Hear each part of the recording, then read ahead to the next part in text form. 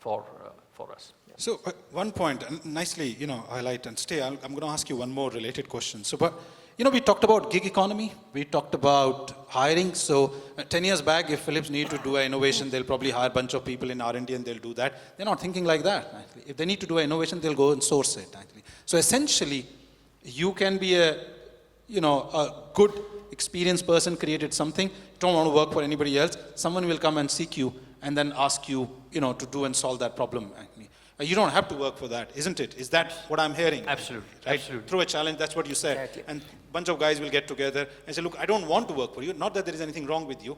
I have my lifestyle and I will go and create and hand it over to you. Then I move on and do something else because that's far more exciting. And that's where you get unconstrained pool of resources to kind of innovate with. Yeah. Right? Changing the way people are looking to solve the problem and how the job industry is going to change, actually. Interesting. This is you're going to see. And some of the point we highlighted, actually, I think by the end of the day, Kamal is going to be a household name here, actually. So, but it's very important is that, it's just, there are a lot of people, reiterating the same message, actually.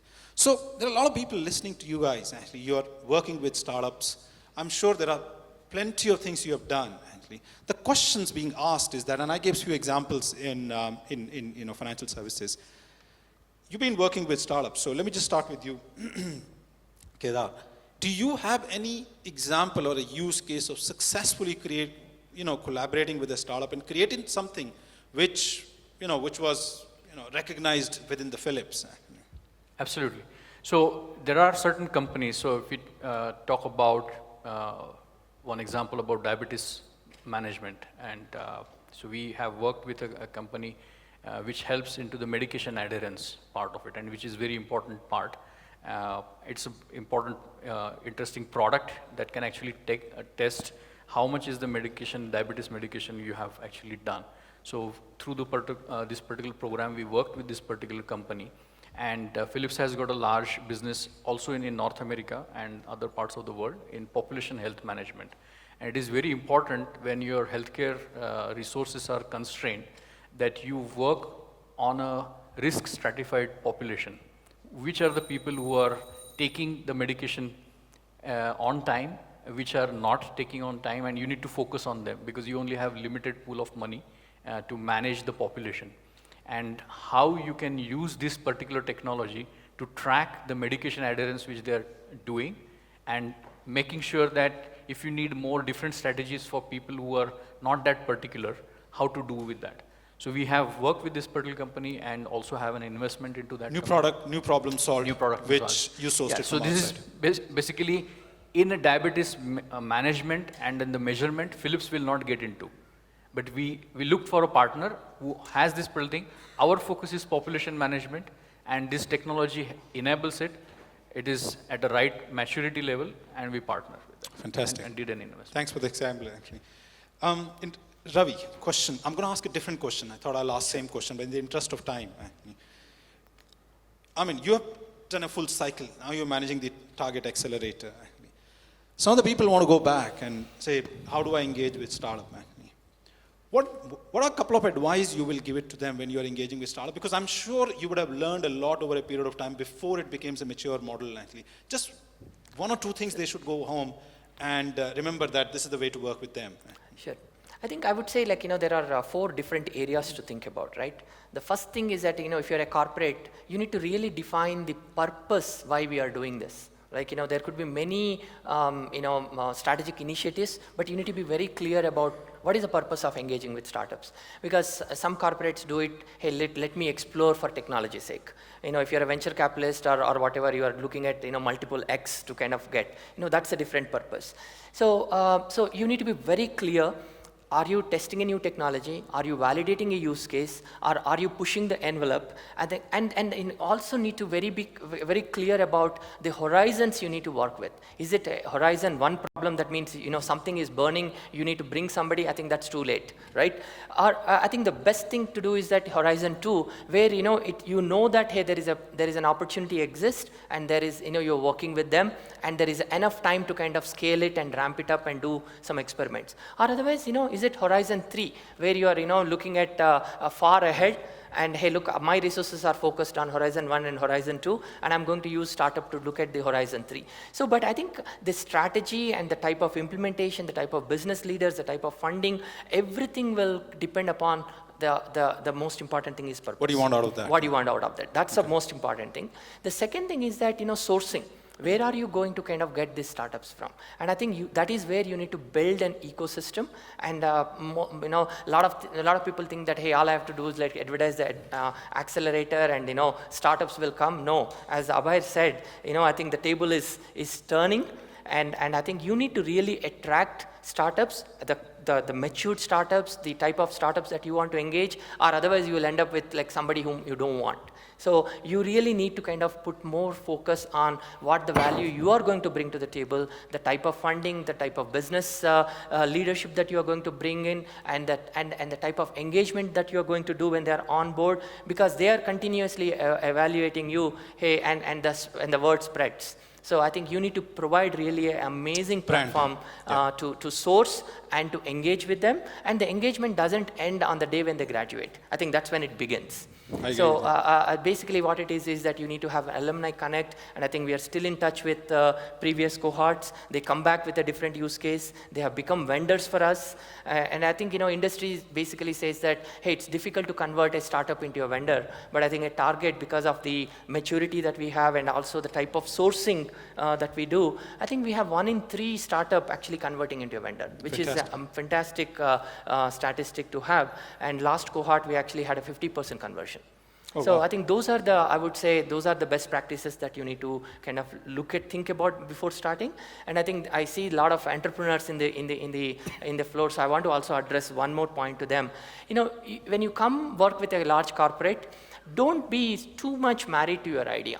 You get married to your capability and what you can do. Listen to the business leaders when they are saying that, hey, your idea may not fly, may not scale, may not be applicable in this situation. I think you need to quickly pivot and do experiment and see what is possible, because a lot of startups, they come with a B2C kind of an idea. They graduate and become leaders in the B2B space. Like they're completely pivoting it when they hear the business leaders. So I want you to kind of, as an entrepreneur, you need to kind of really get married to your capability, but not to the idea.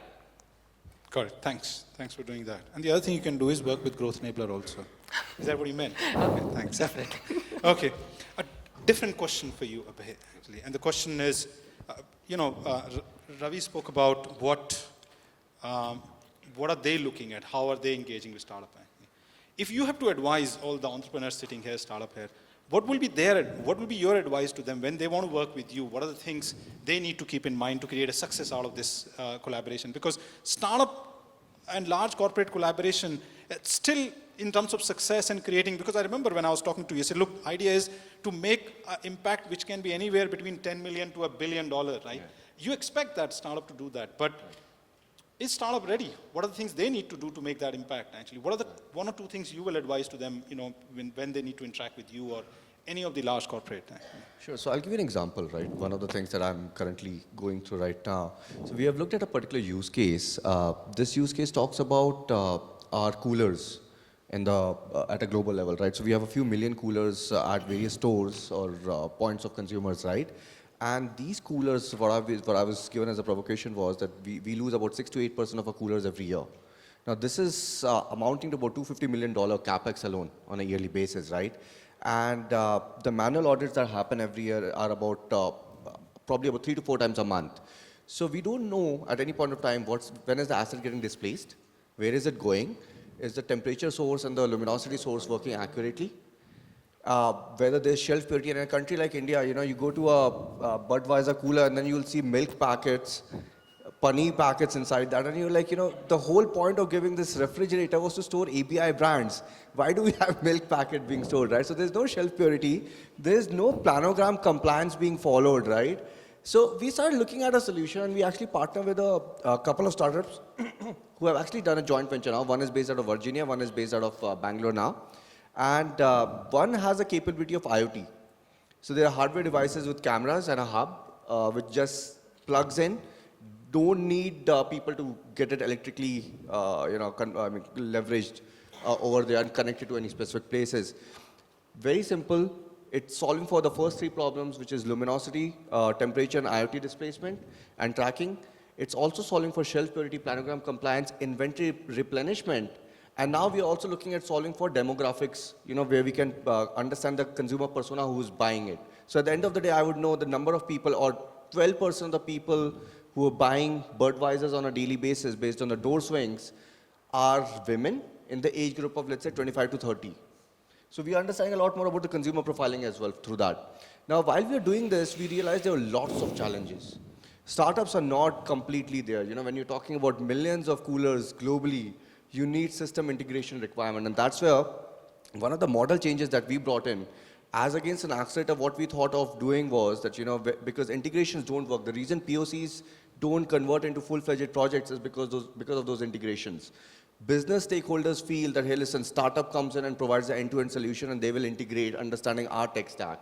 That's never the case. They can never understand when you have multiple instances of SAP or multiple sources of truth, right? Second thing is, the startups expect that, corporates will come and do that. So we have formed an intermediary layer where we have tech architects, analysts, and data scientists who are coming and working hand in hand with the startup to help coach them and coach our internal stakeholders to develop an integration layer that is solving for the scalability and sustainability problem. Having said that, to the point of investments as well, Ravi was talking about the intent in some cases, right? The intent of investment in this case would be so that the startup is sustainable. We do all our POCs, which are in the form of paid POCs. Plus, we are also open to investing in some of the startups from a case-by-case basis. Having said that, to Ravi's point again, the startups need to be very, very flexible because we need to co-develop that solution. It's not an easy solution to develop. It's going to take a few months at least, if not more. And in that case, they need to be nimble and agile to figure out different possibilities. Because the scale at which we, as a large corporate, we talk about implementing and deploying this in 120 countries could be really challenging for a young startup. They may not have the wherewithal to do that. Yep. Okay, so we almost ran out of the time. Actually, the discussion was nice, and I hope you enjoyed listening to us. I'm not sure we have a time to ask any question. We can ask one question. The gentleman there, what's the question?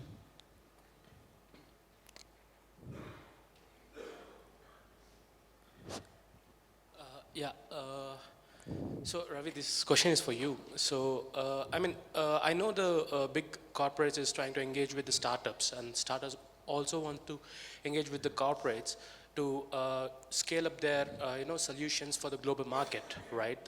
But the fundamental thing is the startup has a limited budget, and they have a boundaries to that, right? So a startup needs to build a brand, and in fact, to get into the limelight of a big corporates, right? That's a big deal to them because there's a lot of startups coming into the market every year, and with the innovations that can solve a real good business problems that the corporates are looking after, right? So how could you give some, could you give some tips for the startups, like to look into the brandings and, to fall into the limelights of the big corporates so that they can get away, get start with engaging with them to proceed further, right? That's a big challenging things right now. Sure. And I think that's where the accelerator actually provides a big platform, right? Like, for example, if you're a startup and if you go to a big corporate and try to kind of sell it to your solution, or you want to kind of even a hearing through procurement or through a business leader, that will take that may not happen also. Or even if it happens, it will take 8 or 9 months, and it is going to be like a half-an-hour conversation. So what I would say is that right now in ecosystem in India and globally, I think the corporates, I think again, I go back to your slide, basically, you have e-commerce strategy, and now, you don't need to have that, right? And or otherwise, earlier people used to say, do I need to have even a website? Do I need to have like a digital strategy? Do I need to have a mobile strategy? These are no-brainers like that. Right now, I think working with a startup and providing that platform is a no-brainer. Right? You don't even have to think. You only have to think how to do that, right? So a lot of corporates are actually bringing up the accelerator platform. So all you need to do is that make sure that you get into one of those accelerators. And the good part about ecosystem, especially in India, is that we are actually a small group of corporates. Even though there are many, there is actually an amazing platform for Ecosystem Connect. We connect, like for example, one of the graduate from us went to Cisco.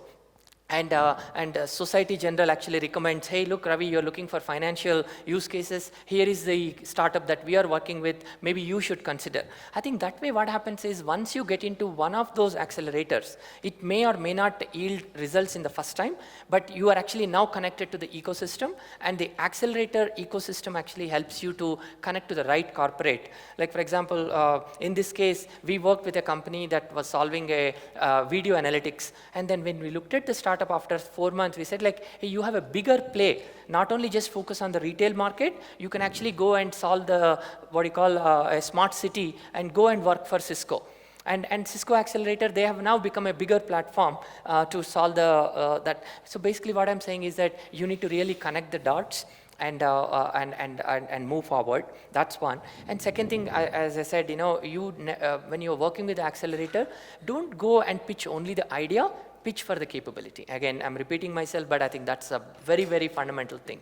Don't go and pitch only the use case and come back. Then, it will be a small 5-minute discussion. But if you pitch about the capability, the passion, what you are trying to kind of do, how your basic core tenets that can transform this particular industry, that will be a very meaningful discussion. I think those are some of the tips. Thank you very much. Can I add few seconds? Yeah, sure. Like in case of healthcare startups, it also helps that if you reach out to some of the industry KOLs and try to rope them in either as part of your team or advisors, because being the fact that they are the KOLs in the industry, and if they get convinced with what you're trying to do, they become your ambassadors. And a lot of people follow that. And especially in healthcare, goes by that. If the senior cardiologist says this is a fantastic thing new to look into, then you people sit up. Even Philips sits up and says that, okay, what are the top radiologists and cardiologists seeing as a new trend which is happening and whom they are talking about, which kind of technology they think is disruptive.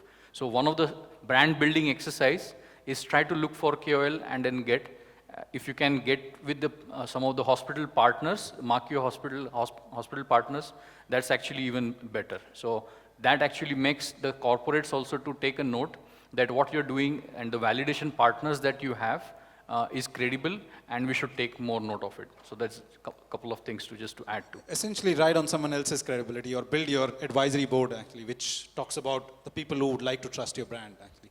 On that note, thank you very much. Appreciate actually. All these gentlemen, I'm available to have a chat with you actually during the breaks, lunch break actually. So sorry we took more time, but it was interesting. So over to you.